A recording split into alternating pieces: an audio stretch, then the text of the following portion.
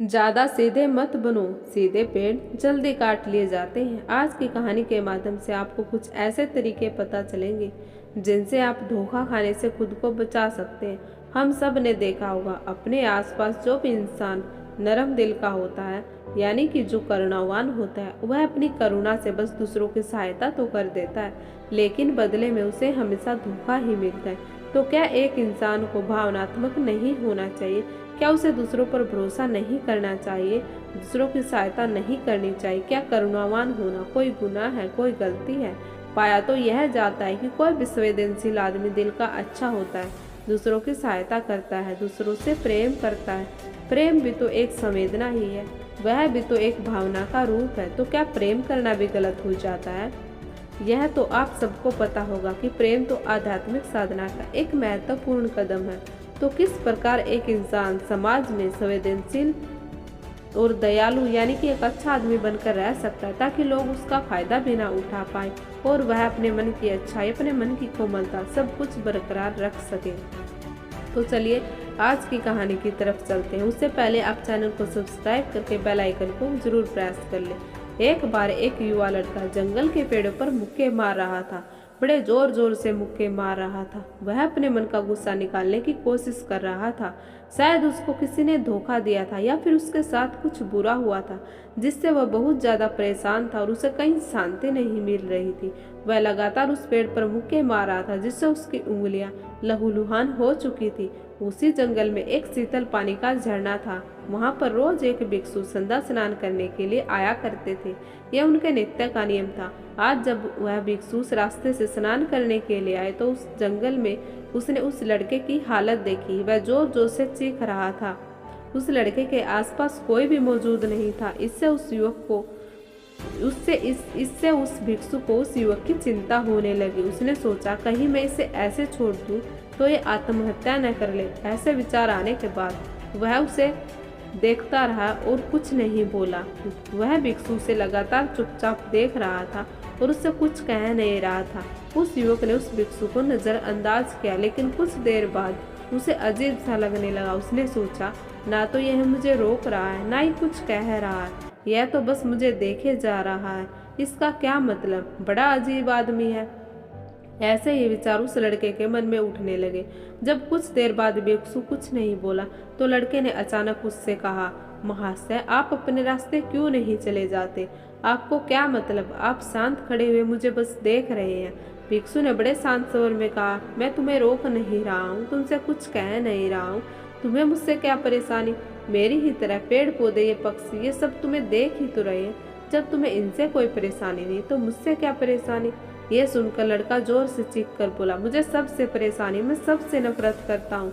कोई किसी का नहीं होता इस दुनिया में। इस तरह बोलते बोलते वह फूट फूट कर रोने लगा। भिक्षु उसे चुपचाप देखता रहा, उसे चुप करने की कोशिश नहीं कर रहा था। यह बात उस लड़के को और भी ज्यादा अजीब लगी। उन्हें रोना छोड़कर खड़ा होकर भिक्षु से कहा, बड़े अजीब आदमी है। आपके सामने कोई इंसान दुखी है, आप उसे चुप नहीं कर सकते। आपके मन में बिल्कुल भी संवेदना नहीं है। बड़े अजीब और कठोर हृदय वाले साधु हैं आप। आपको अपने साधु होने पर खेद होना चाहिए। ऐसी ही ना जाने क्या क्या जली कटी बातें युवक उस भिक्षु को सुनाने लगा। जब कुछ देर बाद उस युवक की भड़ास निकल गई, तब भिक्षु ने शांत स्वर में कहा, आज मैं तुम्हें कंधा दे सकता हूँ, तुम्हारे आंसू पोंछ सकता हूँ, लेकिन इसे तुम्हारी समस्या का समाधान नहीं होगा। बस कुछ देर के लिए तुम्हारा मन बहल जाएगा, उसके बाद वही जिंदगी, वही लोग जो आज तुम्हें कंधा देने के लिए तुम्हारे पास नहीं है, तुम्हें फिर धोखा देंगे, तुम्हारा फायदा उठाएंगे। तुम्हारे आंसू पोंछने वाले तो बहुत मिल जाएंगे, लेकिन तुम्हें सही समझ और ज्ञान देने वाला कभी कभी ही कोई मिलता है। इसलिए तुम्हें मुझसे कुछ अच्छी ज्ञान की बातें लेनी चाहिए, जिससे कोई भी तुम्हारा फायदा ना उठा सके और तुम्हें धोखा ना दे। मैं यहाँ पास ही के झरने में स्नान करने के लिए जा रहा हूँ। बड़ा ही शीतल पानी है वहाँ का। अगर तुम चाहो तो मेरे साथ चल सकते हो। यहाँ पर अकेले परेशान होने से अच्छा है कि तुम झरने के शीतल पानी में स्नान करो, जिससे तुम्हारा दिल, दिमाग, मस्तिष्क और शरीर सब पवित्र हो जाएगा। यह सुनकर वो लड़का उस भिक्षु के पीछे पीछे हो लिया। जंगल के बीचों बीच रास्ता झरने की तरफ जाता था। जंगल में सन्नाटा छाया हुआ था। उनके पैरों तले सूखे पत्तों के चरमराने की आवाज पूरे जंगल में गूंज रही थी। आज पूर्णिमा की रात है और आसमान में चांद अपनी उजली रोशनी उस जंगल में फेंक रहा था। उस रोशनी में दोनों उस झरने की तरफ आगे बढ़ रहे थे। रास्ते में चलते चलते उस युवक ने उस भिक्षु से कहा, महात्मा, आपकी जिंदगी मस्त है, आपको किसी चीज की कोई परेशानी नहीं। आपको पता है दुनिया में कैसे कैसे लोग रहते हैं, कितने धोखेबाज हैं। सबसे बड़ी बात, अपने लोग ही धोखा देते हैं। जिनसे हम प्रेम करते हैं, जिनको हम अपना मानते हैं, जब उन्हीं से धोखा मिलता है तो कैसा महसूस होता है। कभी कभी तो ऐसा लगता है कि भोले और इन दयालु इंसानों के लिए दुनिया बनी ही नहीं है, ये धोखेबाजों के लिए। वही यहाँ पर फलते फूलते, वही आनंद से जीते हैं। हमारे जैसे लोग तो दूसरों की सहायता करते हैं, दूसरों को अपना मानते हैं, वे हमेशा जीवन भर दुखी रहते हैं। यही संसार है जिसमें हमें रोज घुट घुट कर मरना पड़ता है। आपने सही किया, इस जिंदगी का त्याग छोड़ कर दिया। अब बस अपने मस्ती में रहो, किसी से कोई परेशानी नहीं, किसी की कोई चिंता नहीं। मैं भी सोचता हूँ कि संन्यास ले लूं, छोड़ दो इस दुनिया को। यह सुनकर इस भिक्षु ने कहा, तुम्हें क्या लगता है सन्यासी जीवन बहुत आसान है? भिक्षु ने बड़े शांत स्वर में कहा, तुम्हें 2 वक्त की रोटी तो शांति से मिल जाती है, हमें तो कभी कभी वह भी नसीब नहीं होती। अगर भिक्षा मिल जाती तो हम खा लेते हैं, वरना भूखा ही सोना पड़ता है। यही सन्यासी जीवन, हमें हमेशा नीचे सोना पड़ता है, सिर्फ एक लंगोट में रहना पड़ता है, चाहे कैसा भी मौसम हो। ये सब तुम्हें आसान लगता है, तुम भी सन्यासी बन जाओ। युवक ने कहा, आप ठीक ही कहते हैं, संघर्ष तो दोनों तरफ है, संसारिक जीवन में भी और सन्यासी जीवन में भी। संसारिक जीवन भी अच्छा, लेकिन जब तक घर परिवार में सुख शांति बनी रहे, धोखा ना मिले, लोग हमारा फायदा ना उठाएं, तभी जीवन जीने का आनंद है, वरना तो जीवन नरक हो जाता है। भिक्षु ने कहा, देखो, संन्यास अपने मन से लिया जाता है। जब हमारा मन कहता है कि हमें संन्यास के मार्ग पर सफलता हासिल करनी है, आगे बढ़ना है, तो ये सन्यासी जीवन सफल हो पाता है। लेकिन तुम अपने घर से परेशान होकर, दूसरे लोगों से परेशान होकर सन्यासी बनना चाहते हो, तुम्हारा सन्यासी जीवन कभी सफल नहीं होगा। इससे अच्छा तो तुम सांसारिक जीवन में अगर कुछ नियम अपनाओ तो तुम्हें लोग धोखा नहीं दे पाएंगे। सबसे पहले यह समझो कि धोखा उन्हें मिलता है जो भावनात्मक रूप से कमजोर होते हैं, जिनका दिल जल्दी पिघल जाता है, जो दूसरों को दुख में नहीं देख पाते।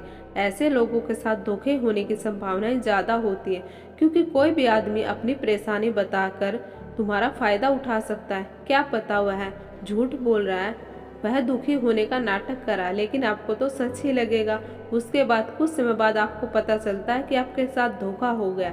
उसके बाद आपका मन अंदर से टूट जाता है। इसलिए सबसे पहले ये याद रखना कि किसी भी व्यक्ति को एहसास मत होने दो कि तुम भावनात्मक रूप से कमजोर हो, तुम्हारा दिल कमजोर है।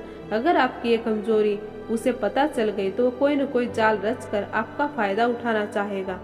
चाहे आप अंदर से संवेदनशील हो, दूसरों की मदद करने वाले हो, लेकिन लोगों को ये एहसास मत होने दो। ऊपर से कठोर बने रहो। जब लोगों को लगेगा कि इससे कुछ बोलने का फायदा ही नहीं, यह आदमी कठोर है, नहीं पिघलेगा, तो खुद ब खुद वो लोग जो झूठे हैं वो अपने आप आपके पास नहीं आएंगे। वो उन्हें चुनेंगे जो उनका आसान शिकार होंगे। दूसरी बात समझने की है कि हम बहुत जल्दी दूसरों पर विश्वास कर लेते हैं।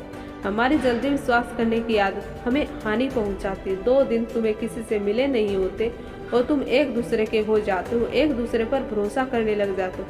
यह भरोसा तीसरे दिन टूट भी जाता, फिर तुम्हें धोखा मिलता है और तुम इसलिए समय दो।